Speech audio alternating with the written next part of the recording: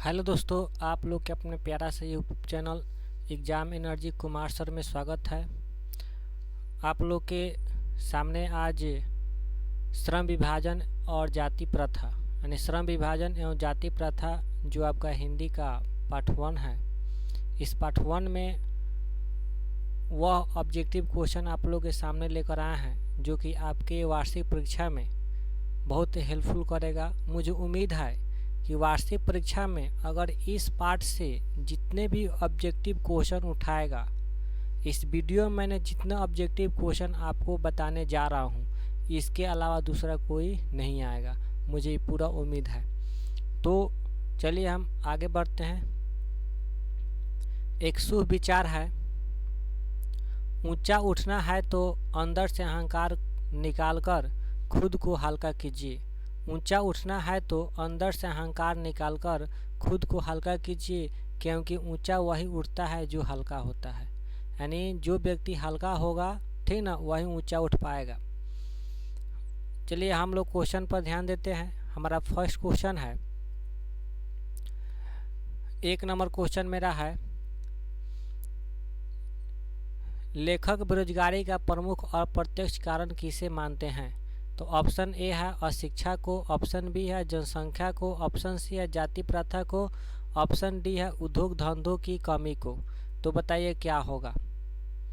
तो इसका सही आंसर हो जाएगा जाति प्रथा को। किसको? जाति प्रथा को। चलिए हमारा दूसरा नंबर क्वेश्चन है, दूसरा नंबर क्वेश्चन है, आधुनिक सभ्य समाज श्रम विभाजन को आवश्यक क्यों मानते हैं? जो आधुनिक सभ्य समाज है, जो आज के समाज है, उस समाज श्रम विभाजन को आवश्यक क्यों मानते हैं? ठीक ना। देखिए, श्रम विभाजन के मतलब होता है, श्रम मतलब काम, विभाजन मतलब काम का बंटवारा। देखिए, कोई एक व्यक्ति है, उसके पास दो चीज़ है, एक तो काम है और लोगों की संख्या है।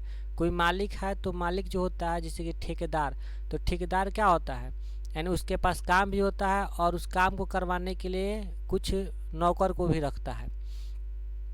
तो ठेकेदार क्या करता है, उस काम को अपने नौकरों में बांट देता है। काहे बांटता है? क्योंकि वह काम खूब बढ़िया से हो पाए, कार्य कुशलता के हिसाब से हो पाए। ठीक ना। देखिए, ऑप्शन ए है कार्य कुशलता के लिए, ऑप्शन बी है भाईचारे के लिए, ऑप्शन सी है रूढ़िवादिता के लिए, और ऑप्शन डी है इनमें से कोई नहीं। तो इसका सही आंसर हो जाएगा कार्य कुशलता के लिए। किसके लिए? कार्य कुशलता के लिए। इसका सही आंसर ए होगा, सही आंसर ए होगा। चलिए आगे हम चलते हैं। मेरा 3 नंबर क्वेश्चन है, श्रम विभाजन और जाति प्रथा। श्रम विभाजन और जाति प्रथा जो पाठ है, बाबा साहेब के किस भाषण का संपादित अंश है? मतलब किस भाषण का संपादित अंश है? मतलब कि बाबा साहेब ने कौन सा भाषण दिए थे, जिस भाषण में से कुछ छंद को, कुछ पंक्तियों को निकाल करके एक पाठ बनाया गया है, वह भाषण के क्या नाम है? चलिए आगे हम ऑप्शन देखते हैं इसका, the caste in India their mechanism, option B है genesis and development, option C है annihilation of caste, option C है हु इज सुदराज। बताइए इसका सही आंसर क्या होगा? तो इसका सही आंसर हो जाएगा annihilation of caste, annihilation of caste. चलिए अगला क्वेश्चन, जाति प्रथा श्रम विभाजन के साथ साथ किसका रूप लिए हुए हैं? देखो कितना बढ़िया क्वेश्चन। जाति प्रथा श्रम विभाजन के साथ साथ किसका रूप लिए हुए हैं? तो ऑप्शन ए है स्वतंत्रता का, ऑप्शन बी है भ्रातृत्व का, ऑप्शन सी है श्रमिक विभाजन का, ऑप्शन डी है इनमें से कोई नहीं, इनमें से कोई नहीं। तो बोलिए क्या होगा इसका सही आंसर? तो इसका सही आंसर हो जाएगा श्रमिक विभाजन का, श्रमिक विभाजन का। चलिए अगला क्वेश्चन है हम लोग का, डॉक्टर भीमराव अंबेडकर का जन्म कहाँ हुआ था? मतलब बाबा साहब का जन्म कहाँ हुआ है ना। डॉक्टर भीमराव अंबेडकर का जन्म कहाँ हुआ, जगह के नाम पूछ रहे हैं। तो ऑप्शन ए है महू मध्य प्रदेश, ऑप्शन बी है गोरखपुर उत्तर प्रदेश, ऑप्शन सी है डुमराव बिहार, ऑप्शन डी है इनमें से कोई नहीं। तो इसका सही आंसर हो जाएगा महू मध्य प्रदेश, महू मध्य प्रदेश। इसका सही आंसर होगा ए। अगला क्वेश्चन है, डॉक्टर भीमराव अंबेडकर का जन्म कब हुआ था? मतलब इनका जन्म कब हुआ था, समय पूछ रहा है। ऑप्शन ए हो गया 14 अप्रैल 1988 ईस्वी में, ऑप्शन बी है 14 अप्रैल 1989 ईस्वी में, ऑप्शन सी है 14 अप्रैल 1890 ईस्वी में, ऑप्शन डी है 14 अप्रैल 1891 ईस्वी में। तो बोले इसका सही आंसर क्या होगा। आप लोग भी अपना दिमाग लगाइए। तो इसका सही आंसर होगा 14 अप्रैल 1891 ईस्वी में। इसका सही आंसर डी होगा। ठीक ना। आगे हम चलते हैं। 7 नंबर क्वेश्चन है, डॉक्टर भीमराव अंबेडकर ने किस प्रथा को आर्थिक पहलू से खतरनाक माना है। डॉक्टर भीमराव अंबेडकर ने किस प्रथा को आर्थिक पहलू से भी खतरनाक माना है। आर्थिक पहलू के मतलब समझ सकते हैं, जो आपके घर में पैसा कमाने के लिए जो क्रियाकलाप हम करते हैं, उस क्रियाकलाप से भी खतरनाक कौन सा पहलू है। तो ऑप्शन ए है सती प्रथा, ऑप्शन बी है दहेज प्रथा, ऑप्शन सी है बाल विवाह प्रथा, ऑप्शन डी है जाति प्रथा। तो इसका सही आंसर डी होगा, यानी जाति प्रथा है। क्या है? जाति प्रथा। अगला क्वेश्चन, अंबेडकर का जन्म किस परिवार में हुआ था। अंबेडकर का जन्म किस परिवार में हुआ था। यानी आपका 8 नंबर क्वेश्चन देखिए कितना मस्त क्वेश्चन है, बहुत बड़ा। जो निम्न कास्ट के लोग हैं और निम्न कास्ट के जो बच्चे हैं, उन लोगों के लिए बहुत बड़ा संदेश है। अंबेडकर का जन्म किस परिवार में हुआ था। तो इसका ऑप्शन ए है ब्राह्मण, ऑप्शन बी है क्षत्रिय, ऑप्शन सी है दलित, ऑप्शन डी है कायरस्थ। तो इसका सही आंसर हो जाएगा काची दलित। क्या? दलित। यानी इनका जो जन्म हुआ था दलित कास्ट में हुआ था। इसीलिए देखिए कोई व्यक्ति उसका जन्म स्थान के आधार पर वह छोटा बड़ा नहीं होता है, वो अपने व्यवहार अपने गुण के आधार पर छोटा बड़ा होता है।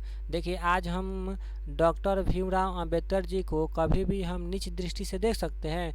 नहीं देख सकते हैं, क्योंकि इन्होंने एजुकेशन इतना अच्छा पाए हैं, इतना अच्छा शिक्षा ग्रहण किए कि यह दलित कास्ट के होते हुए भी ये पंडितों से भी पूजनीय हैं। चलिए आगे हम देखते हैं अगला नंबर क्वेश्चन। 9 नंबर, श्रम विभाजन और जाति प्रथा के लेखक निम्नांकित में कौन है। श्रम विभाजन और जाति प्रथा के लेखक निम्नांकित में कौन है।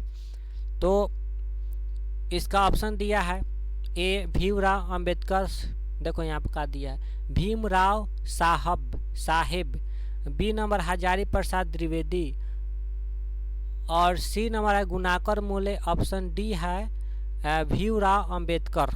देखो यह पहला और यहाँ पर ए और डी एक समान देखो मिल रहा है, केवल अंतर क्या है साहेब और अंबेडकर का।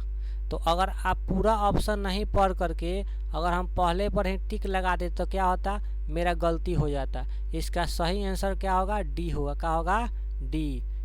इसको आप याद रखिएगा, इसका सही आंसर क्या होगा, डी होगा। तो इसीलिए जब तक हम पूरा ऑप्शन पढ़ेंगे नहीं तब तक हम टिक नहीं लगाएंगे, नहीं तो यही होता है, लड़कों सब गलती कर देते हैं लोग। चलिए अगला क्वेश्चन है, आदर्श समाज स्वतंत्रता समता भ्रातृत्व पर आधारित होगा। किसने कहा, मतलब किनका कथन है कि आदर्श समाज स्वतंत्रता समता समानता भ्रातृत्व पर आधारित होगा। देखिए क्वेश्चन आपका 2020 में पूछा हुआ है। हम आपसे पहले ही बताए हैं कि वही ऑब्जेक्टिव क्वेश्चन लेकर आए हैं, जो कि आपके वार्षिक परीक्षा में अगर इस पार्ट से जो भी क्वेश्चन उठाएगा तो इस वीडियो में जितने भी क्वेश्चन बता रहे हैं इसके अलावा दूसरा क्वेश्चन नहीं होगा। मुझे पूरा उम्मीद है और विश्वास है, इसीलिए इसे पूरा देखिए।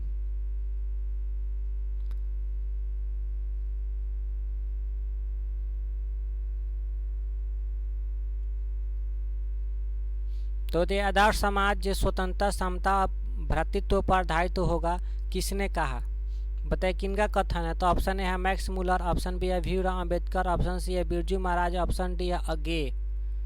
तो इसका सही आंसर क्या होगा, बी, यानी भीमराव अंबेडकर जी ने कहा है कि जो आदर्श समाज होगा वह स्वतंत्रता समानता भ्रातृत्व पर आधारित होगा, किसी जाति पाति पर नहीं। आगे है क्वेश्चन देखिए 11 नंबर, मानव मुक्ति के परोधा किसे कहा गया है। बताइए मानव मुक्ति मतलब कोई व्यक्ति है उसका मुक्ति किसके द्वारा प्राप्त होगा या प्राप्त होने का रास्ता ये किसने बताया है। देखो कितना बढ़िया क्वेश्चन है ना। मानव मुक्ति के पुरोधा किसे कहा गया है। तो इसका ऑप्शन है, देखिए यहाँ पर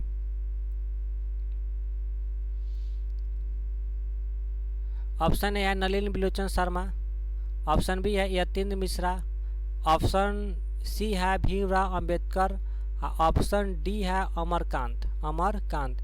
तो अब इसका सही आंसर हो जाएगा सी, यानी भीमराव अंबेडकर। यानी उन्होंने बोले हैं कि मानव मुक्ति के पुरोधा किसे कहा गया है, तो डॉक्टर भीमराव अंबेडकर जी को कहा गया है। ठीक ना। देखिए आगे क्वेश्चन है आपका अगला, भारत में जाति प्रथा का मुख्य कारण क्या है। भारत में जाति प्रथा का मुख्य कारण क्या है। तो ऑप्शन ए है बेरोजगारी, ऑप्शन बी है गरीबी, ऑप्शन सी है उद्योग धंधों की कमी, ऑप्शन डी है अमीरी। तो इसका सही आंसर हो जाएगा बेरोजगारी। इसका सही आंसर होगा बेरोजगारी। अगला क्वेश्चन है आपका 13 नंबर, जाति प्रथा स्वाभाविक विभाजन नहीं है, क्यों। जो जाति प्रथा है वह स्वाभाविक विभाजन नहीं है। स्वाभाविक के मतलब कि सबके मन के भाने वाला विभाजन, यानी यह सब किसी के मन को भावने वाला ये प्रथा नहीं है। ठीक ना। क्यों। तो ऑप्शन 4 दिया है, ए है भेदभाव के कारण, ऑप्शन बी है शोषण के कारण, ऑप्शन सी है गरीबी के कारण, ऑप्शन डी है रुचि पर आधारित नहीं होने के कारण। तो इसका सही आंसर क्या होगा बोलिए। तो इसका सही आंसर हो जाएगा आपका, सोच सकते हैं, तो इसका सही आंसर होगा रुचि पर आधारित नहीं होने के कारण। रुचि पर आधारित नहीं होने के कारण, जैसे आपको रुचि पर आधारित नहीं होने के कारण इसको बात को हम समझा देते हैं। जैसे मान लीजिए कि कोई व्यक्ति है ना, जो किसी काम से बंधा हुआ है। जैसे कि यहाँ पर आपको भीमराव अंबेडकर जी पर ही हम बता रहे हैं कि जो यह चमार कास्ट के थे, है ना, बहुत नीचे कास्ट के। पहले के समाज में इन लोगों के साथ बहुत छुआछूत, आज तो बहुत अच्छा हो गया है। सब लोग एक दूसरे से मिल करके एक दूसरे के साथ बैठ करके खाता है, पीता है, बोलता है, बतियाता है। आज के समाज बहुत अच्छा समाज है ना। लेकिन पहले इस तरह के भेदभाव, ऊंच कास्ट के लोग निम्न कास्ट के साथ बहुत भेदभाव किया करते थे।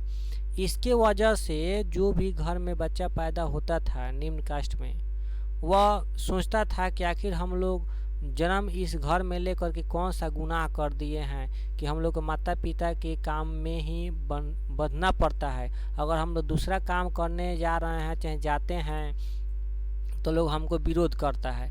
यानी रुचि पर आधारित होने के कारण, मतलब जो जाति प्रथा है स्वाभाविक इसलिए नहीं है कि ये रुचि पर आधारित नहीं है, बिना रुचि का है। अगर हमारा काम करने का दूसरा मन हो, हमारे पिताजी जो काम कर रहे हैं उसी काम को हमको करना पड़े, तो ये मेरा तो रुचि पर नहीं है, मैं अपने कार्य कुशलता को व्यक्त नहीं कर पाऊंगा। इसीलिए ये आपका यही आंसर होगा, रुचि पर आधारित नहीं होने के कारण। अगला क्वेश्चन, जाति प्रथा का डैडस का दूसरा रूप है। जो जाति प्रथा है डैडस का दूसरा रूप है, मतलब किसका दूसरा रूप है। तो ऑप्शन ए है श्रम विभाजन, ऑप्शन बी है समाज, ऑप्शन सी है विभाजन, ऑप्शन डी है स्वाभाविक विभाजन। बोलिए इसका सही आंसर क्या होगा। तो इसका सही आंसर हो जाएगा श्रम विभाजन। यानी काम को बांटने के लिए, काम को कार्य कुशलता, यानी काम पूरा अच्छा तरह से कंप्लीट हो, इसी के लिए क्या किया गया था, जाति प्रथा लाया गया। यानी श्रम विभाजन का दूसरा रूप ही है जाति प्रथा। ठीक है। अगला क्वेश्चन पर हम लोग चलते हैं। 15 नंबर क्वेश्चन है। मैंने आपसे बोले हैं कि वही क्वेश्चन इसमें लाया गया है जो आपका एग्जाम के लिए बहुत यूजफुल होगा। 15 नंबर क्वेश्चन आपका है, जातिवाद के पोषकों की इस युग में भी कमी नहीं है। लेखक भीमराव अंबेडकर ने इसे, देखो इसे जातिवाद के पोषक मतलब जाति को मानने वाले जो लोग हैं, इस युग में भी उन लोगों की कमी नहीं है। जो जातिवाद के पोषक हैं मतलब जाति को आगे बढ़ाने वाले लोग हैं, उन लोग की भी इस युग में कमी नहीं है। इस बात को लेखक ने क्यों बोले, उनके मन में क्या आया कि इस तरह की बातें बोले कि आज के समाज में भी जातिवाद के पोषक लोगों की कमी नहीं है। तो यहाँ पर देखिए ऑप्शन ए है बुरी बात मानी है, ऑप्शन बी आपत्तिजनक कहा है, ऑप्शन सी विडंबना कहा है, ऑप्शन डी विशेषता कहा है। यानी जातिवाद के पोषकों की इस युग में कमी नहीं है, मतलब तो इस बात को उन्होंने क्या कहा है, यानी कौन, भीमराव अंबेडकर साहब ने। तो कहे हैं विडंबना कहा है। क्या कहा है, विडंबना। मतलब विडंबना की बात है कि आज के भी लोग, आज के युग के भी लोग जातिवाद को आगे बढ़ाते हैं, जातिवाद को कायम रखते हैं। ये स्वाभाविक बात है। देखते हैं हम अब भी कि कोई गरीब घर के लड़का है जिसके पिताजी मजदूरी करते हैं या किसी दूसरे घरों में जा कर के लेबर के काम करते हैं, ठीक ना। अगर वो अपने बच्चों को चाहते हैं पढ़ाने के लिए, तो गांव के कुछ ऐसे लोग होते हैं कि तू पढ़ के क्या करेगा, तुम्हारा बाप तो लेबर में काम करता है और तू पढ़ के क्या करेगा, है ना। बाप के नाम साग पाता, बेटा के नाम परोर खान, चला है तू पढ़ाई करने के लिए। ऐसे लोग कितना लोग दबाता है। तो बाबू आप जितने भी गरीब हैं चाहे जो कुछ हैं, अपने आप को कभी कमज़ोर मत समझना, क्योंकि भीमराव अंबेडकर जी भी देखो गरीब घर के भी थे और जात से भी समझिए कि बहुत नीचे कास्ट के थे, लेकिन फिर भी अपने जीवन में हार वो नहीं माने। इसीलिए आज वह विद्वानों में भी वह विद्वान है और पूजनीय है। आज उनका नाम जो भी लोग लेते हैं आदर्श से लेते हैं, कोई नहीं कहते कि वो नीचे कास्ट के थे। उनका जन्म हुआ था नीच कास्ट में, लेकिन वह उच्च क्वालिटी के व्यक्ति थे अपने ज्ञान के वजह से। अभी जितने भी गरीब हैं चाहे निम्न कास्ट के हैं चाहे जो कुछ हैं, अपने अंदर इतना अच्छा ज्ञान बनाओ कि तुम आगे उठ पाओ, अपने ज्योति से तुम पूरा समाज को प्रकाशमान करो, जैसे भीमराव अंबेडकर जी ने किए हैं। अगला क्वेश्चन है आपका, श्रम विभाजन निश्चय ही सभ्य समाज की डैडस है। श्रम विभाजन निश्चय ही सभ्य समाज की डैडस है। तो ऑप्शन ए है स्वाभाविकता है, ऑप्शन बी है आवश्यकता है, ऑप्शन सी है उपेक्षा है, ऑप्शन डी है कालिमा है। तो बोलिए इसका सही आंसर क्या होगा। तो इसका सही आंसर होगा आवश्यकता है। यानी अगला क्वेश्चन है, भारत की जाति प्रथा की एक और विशेषता है कि यह श्रमिकों का, चलिए यहाँ पर भारत की जाति प्रथा का एक और विशेषता है कि यह श्रमिकों का। ऑप्शन ए है अस्वाभाविक विभाजन नहीं है, ऑप्शन बी है शोषण और दोहन दोनों करती है, ऑप्शन सी है विभिन्न रूप हमारे समक्ष रखती है, ऑप्शन डी है इनमें से कोई नहीं, इनमें से कोई नहीं। बोलिए क्या होगा इसका सही आंसर। तो इसका सही आंसर हो जाएगा अस्वाभाविक विभाजन नहीं है, अस्वाभाविक विभाजन नहीं है। चलिए अगला क्वेश्चन है हम लोग का 18 नंबर, जाति प्रथा श्रम विभाजन का स्वाभाविक विभाजन इसलिए नहीं है कि यह मनुष्य की डैश पर आधारित नहीं है। देखो यहाँ पर क्वेश्चन अब स्पष्ट हो रहा है कि जाति प्रथा श्रम विभाजन का, यानी जाति प्रथा काम के बंटवारा का, श्रम विभाजन मतलब काम के बंटवारा का स्वाभाविक विभाजन इसलिए नहीं है, मतलब स्वाभाविक विभाजन नहीं है। तो क्यों नहीं है, इसलिए नहीं है कि यह मनुष्य की डैडस पर आधारित नहीं है। मतलब मनुष्य के अंदर क्या ऐसा बात चलता है जो कि जाति प्रथा को श्रम विभाजन का स्वाभाविक विभाजन नहीं मानता है, ठीक ना। तो यहाँ पर देखिए ऑप्शन ए है स्वाभाविकता, ऑप्शन बी औकात, ऑप्शन सी मानसिकता, ऑप्शन डी रुचि। तो यहाँ पर सही आंसर हो जाएगा रुचि, यानी रुचि पर। अभी आपको पता है कि पहले था कि कोई व्यक्ति तेल बेच रहा है तो उसको तेली कहा गया, है ना।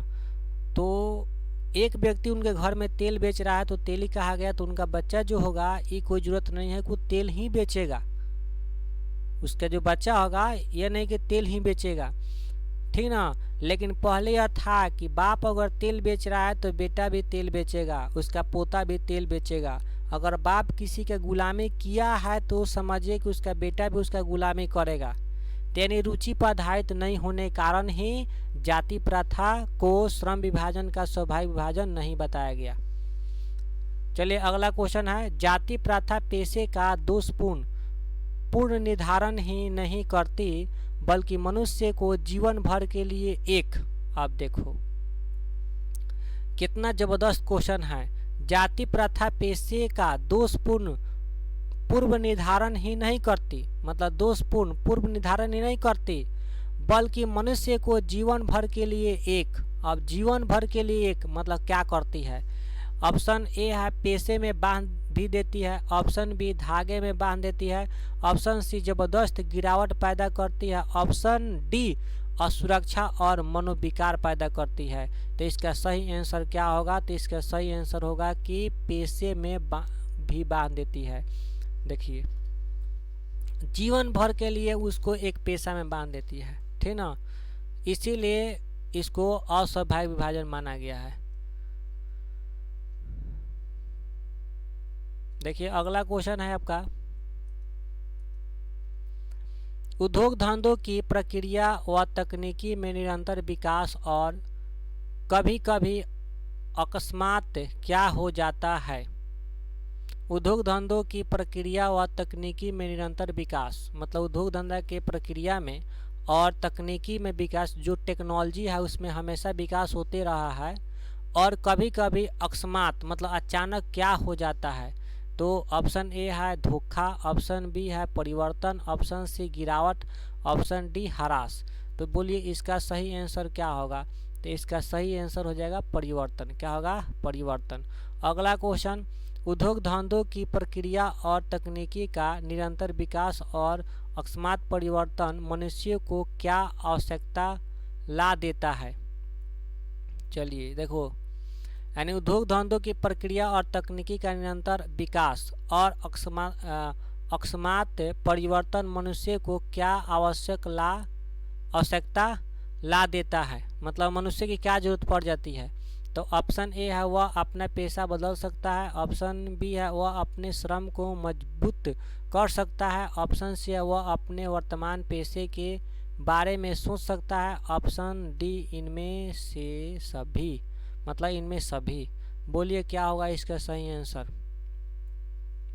तो इसका सही आंसर ए होगा, वह अपना पेशा बदल सकता है। जैसे मान लीजिए कि पहले के व्यक्ति लोग जो थे, खेत जोतना होता था तो वह लोग हर से जोतते थे, एक जोड़ा बैल रहता था और हल रहता था, उसके द्वारा खेत का जुताई होता था। लेकिन टेक्नोलॉजी आया, ट्रैक्टर आया, तो बताइए ट्रैक्टर के द्वारा भी खेत जुताई हो रहा है।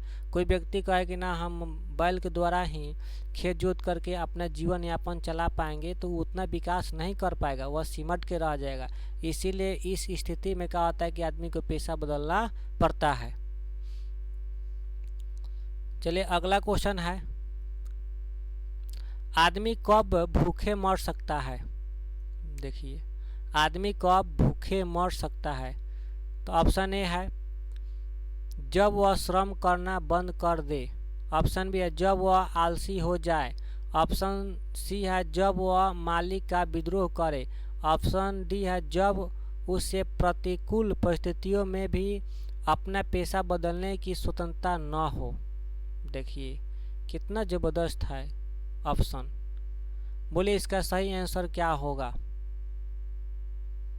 यहाँ पर आदमी कब भूखे मर सकता है? भूखे मरने के मतलब हुआ कि वह कोई काम कर रहा है तो वह काम कर ही रहा है, उसको कोई काम करने के उसके पास काबिलियत है, फिर भी वह भूखे क्यों मर रहा है, क्यों मर सकता है? तो जब वह श्रम करना बंद कर दे, भाई काम करना ही चाहता है लेकिन उसको काम नहीं मिलेगा तो क्या होगा कि भूखे मर सकता है। तो ये तो अच्छा नहीं है। जब व्यक्ति कोई भूखे मरेगा तो काम तो करबे ही करेगा। जब वह आदमी आलसी हो जाए, देखिए आलसी कोई हो जाता है तो उसको भी कोई ना कोई भोजन दे ही देता है। जब वह मालिक का विद्रोह करे, मतलब मालिक का विद्रोह करे तो इससे वो भूखा नहीं मरेगा, मालिक विद्रोह करके दूसरे जगह काम पर लग जाएगा। यहाँ पर जब उसे प्रतिकूल परिस्थितियों में, मतलब उसका परिस्थिति उल्टा गया है, में भी अपना पेशा बदलने की स्वतंत्रता न मिले, मतलब उसे मजबूर कर दिया जाए कि तुमको जो काम करते हो वही काम करना है, कोई भी स्थिति आ जाए तुमको काम छोड़ना नहीं है, तो इस स्थिति में सामाजिक व व्यक्ति भूखा मर सकता है। तो इसका सही आंसर हो जाएगा आपका डी। देखो कितना जबरदस्त बात है भाई, है कि नहीं। अगला क्वेश्चन है, किस धर्म की जाति प्रथा किसी भी व्यक्ति को ऐसा पेशा चुनने की अनुमति नहीं देती है जो उसका पैतृक पेशा न हो, भले वह उसमें पारंगत हो। देखो किस धर्म की जाति प्रथा, मतलब कौन ऐसा धर्म है जिसमें जाति प्रथा, जो धर्म होता है उसमें अनेकों जाति होते हैं, कि भी व्यक्ति को ऐसा पेशा चुनने की अनुमति नहीं देती है, मतलब आप वैसा पेशा नहीं चुन सकते हैं जो उसका पैतृक पेशा ना हो, मतलब आपके माता पिता ने जो काम किए हैं वही पेशा को चुनना है, मतलब दूसरा पेशा नहीं चुन सकते हैं। जो आपके माता पिता जो काम नहीं किए उस पेशा को आप नहीं चुन पाएंगे, है ना, भले ही वह उसमें पारंगत हो, मतलब भले आपको आपके दूसरे काम में करने की आपकी योग्यता है, लेकिन आपका माता पिता जो है वो उस काम को नहीं किए हैं, आपके पूर्वज ने उस काम को नहीं किए हैं, तो आप उस काम को नहीं कर सकते हैं। यह कौन सा धर्म में है? तो ऑप्शन ए है इस्लाम, ऑप्शन बी है हिंदू धर्म, ऑप्शन सी है सिख, ऑप्शन डी है भारतीय। बोलिए इसका सही आंसर क्या होगा? आप लोग भी अपना दिमाग लगाइए। तो वह है हिंदू धर्म। क्या है? हिंदू धर्म। देखो हिंदू धर्म का ये सबसे बड़ा खराबी है, ठीक ना।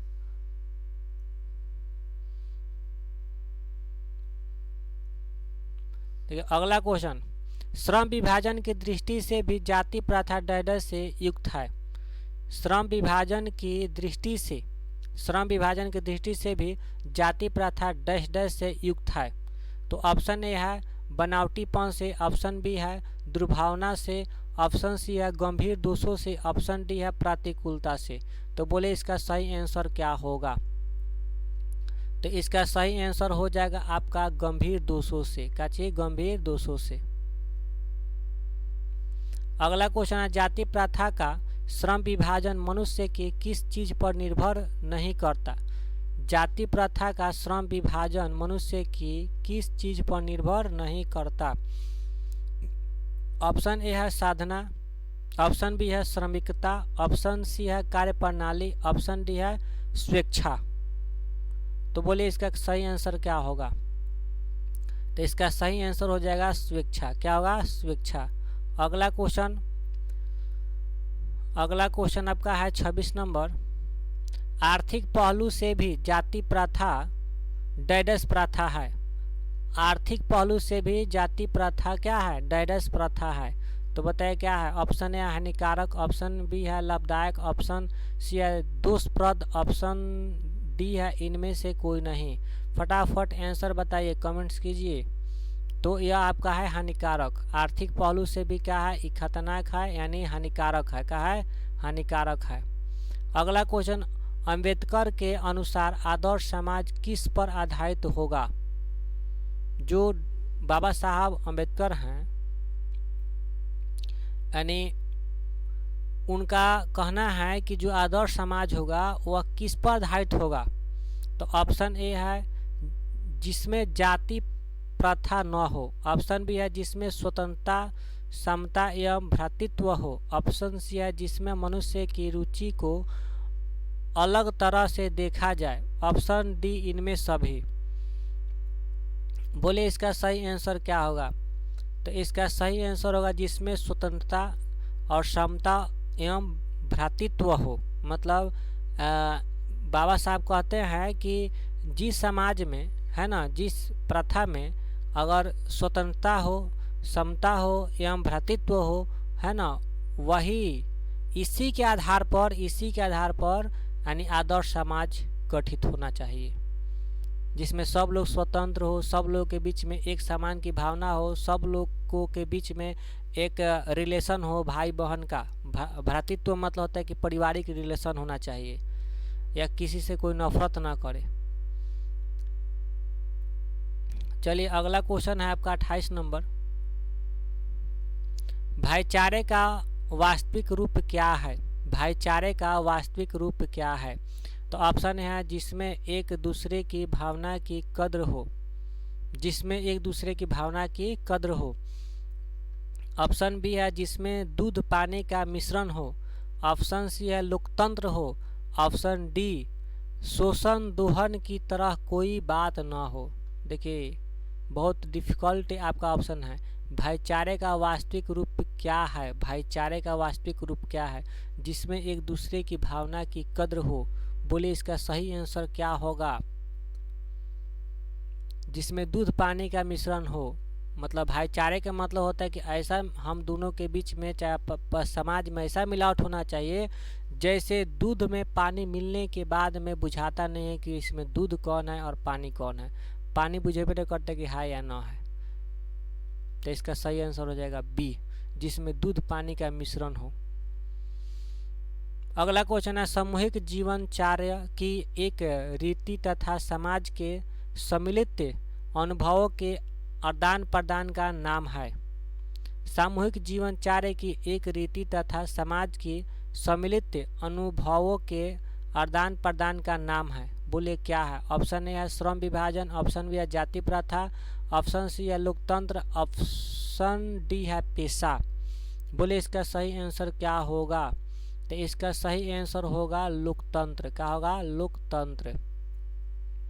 अगला क्वेश्चन भीमराव अंबेडकर के चिंतन के प्रेरक व्यक्ति थे। मतलब भीमराव अंबेडकर के चिंतन मतलब जो सोचते थे उसके प्रेरक व्यक्ति थे। इनका मन में जो बात विचार आता था वो बात विचार को कौन डालते थे? तो ऑप्शन ए है कबीर, ऑप्शन बी है महात्मा गांधी, ऑप्शन सी है दयानंद सरस्वती, ऑप्शन डी है मदन मोहन मालवीय। तो बोलिए इसका सही आंसर क्या होगा? तो इसका सही आंसर होगा कबीर। मतलब भीमराव अंबेडकर जी कबीर की कुछ बातें को पढ़ते थे जो कि इनके मन में चिंतन का विषय बनता था। अगला क्वेश्चन है आपका 31 नंबर। भीमराव अंबेडकर के दृष्टि में लोकतंत्र के लिए क्या आवश्यक है? भीमराव अंबेडकर की दृष्टि में लोकतंत्र के लिए क्या आवश्यक है? तो ऑप्शन ए है लोग शिक्षित हो, लोग स्वस्थ हो, लोग ज्ञानी हो, लोग में पारंपरिक श्रद्धा और सम्मान का भाव हो। देखो कितना मस्त है बात।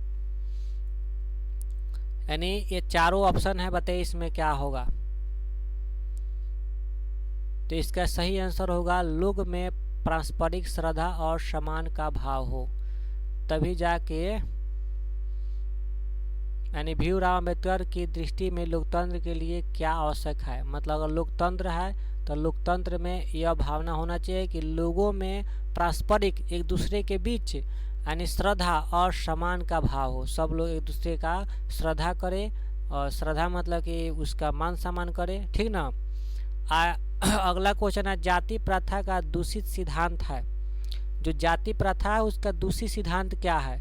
तो ऑप्शन है सभी एक दूसरे के विरोधी हैं, ऑप्शन बी सभी आपस में ईर्ष्या भाव रखते हैं, ऑप्शन सी गर्भधारण के समय से ही इसमें मनुष्य का पेशा निर्धारित कर दिया जाता है, ऑप्शन डी सभी एक दूसरे की टांग खींचते हैं। देखो ये चारों ऑप्शन गंभीर है, इसको बहुत ज़्यादा समझना होगा। जाति प्रथा का दूषित सिद्धांत क्या है? तो दूषित सिद्धांत यह है कि यह गर्भधारण के समय से ही इनमें मनुष्य का पेशा निर्धारित कर दिया जाता है। मतलब उसके जो माता पिता जिस पेशे से बने होते हैं ना, अगर उसके बच्चा अगर गर्भ में ही रहता है तो उसको ये निर्धारित कर दिया जाता है कि हमारा बेटा यह काम करेगा। देखो कितना गलत बात है। चलिए अगला क्वेश्चन है 33 नंबर। लेखक दृष्टि में आदर्श समाज कैसा होना चाहिए? जो लेखक है, लेखक दृष्टि में आदर्श समाज कैसा होना चाहिए? तो ऑप्शन है जिसमें स्वतंत्रता, समता और भ्रातृत्व का भाव हो। देखिए यह क्वेश्चन बार बार रिपीट हो पा रहा है, ठीक ना, इसको ध्यान दीजिएगा। जिसमें सभी धनी हो, जिसमें सभी पढ़े लिखे हो, जिसमें सभी स्वस्थ हो। तो इसका सही आंसर होगा आपका ए, जिसमें स्वतंत्रता, समता और भ्रातृत्व का भाव हो। अगला क्वेश्चन, अंबेडकर की दृष्टि से भाईचारे का वास्तविक रूप कैसा होता है? अंबेडकर की दृष्टि से भाईचारे का वास्तविक रूप कैसा होता है, बोलिए। तो ऑप्शन ए है दूध और शक्कर के मिश्रण की तरह, दूध और शक्कर मिलाएंगे तो उसके तरह, दूध और पानी के मिश्रण की तरह, ऑप्शन सी है तिल और तंदूल के मिश्रण की तरह, ऑप्शन डी है पानी और नमक के मिश्रण की तरह। बोलिए इसका सही आंसर क्या होगा? तो इसका सही आंसर होगा दूध और पानी के मिश्रण की तरह। यानी अगर भाईचारा है तो भाईचारा का वास्तविक रूप होना चाहिए दूध और पानी के मिश्रण की तरह। ऑप्शन बी सही होगा। अगला क्वेश्चन है,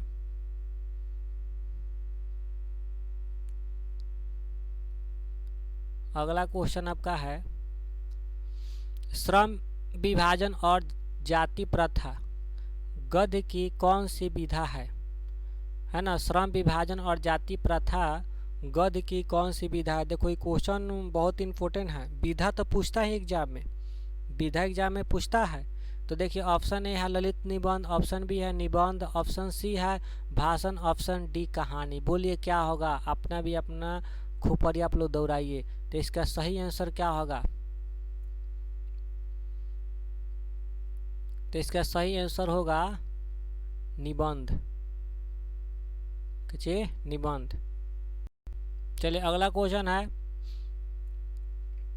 भारतीय संविधान का निर्माता किसे कहा जाता है? जो भारत में लिखित संविधान बना हुआ है, जो कि विश्व का सर्वप्रथम संविधान जो हाथ से लिखा हुआ है ना, और इतना मोटा संविधान, बहुत मोटा संविधान है, वह भारत का ही संविधान है। इस संविधान को किसने लिखे हैं? तो ऑप्शन ए है मैक्स मुलर का, ऑप्शन बी है महात्मा गांधी को, ऑप्शन सी है भीमराव अंबेडकर को, ऑप्शन डी बिरजू महाराज को। तो इसका सही आंसर हो जाएगा भीमराव अंबेडकर जी को। इन्होंने भारत का लिखित संविधान लिखे हैं। आज देखो जो भी न्याय या अन्याय होता है इन्हीं का कलम का देन है। अगला क्वेश्चन है आपका 37 नंबर, बाबा साहेब भीमराव अंबेडकर का जन्म किस राज्य में हुआ? बाबा साहेब भीमराव अंबेडकर का जन्म किस राज्य में हुआ? तो अभी तो आपको बताए थोड़ा देर पहले। ऑप्शन ए है मध्य प्रदेश, ऑप्शन बी है उत्तर प्रदेश, ऑप्शन सी है महाराष्ट्र, ऑप्शन डी है गुजरात। तो आप लोग पढ़े हैं महू मध्य प्रदेश। तो इसका सही आंसर हो जाएगा ए। सही आंसर क्या होगा? ए। इसका सही आंसर होगा ए, यानी महू मध्य प्रदेश। चलिए इस तरह से इसमें का जो भी वीवीए ऑब्जेक्टिव क्वेश्चन था वह आपका कंप्लीट हुआ। वीडियो देखने के लिए धन्यवाद। अगर आपकी वीडियो अच्छा लगा होगा तो वीडियो को लाइक कीजिए, अपने जो दोस्तों हैं उस सब में शेयर कीजिए, और फिर हम आगे मिलेंगे, अगला फिर वीडियो आपको मिलेगा। तब तक के लिए धन्यवाद।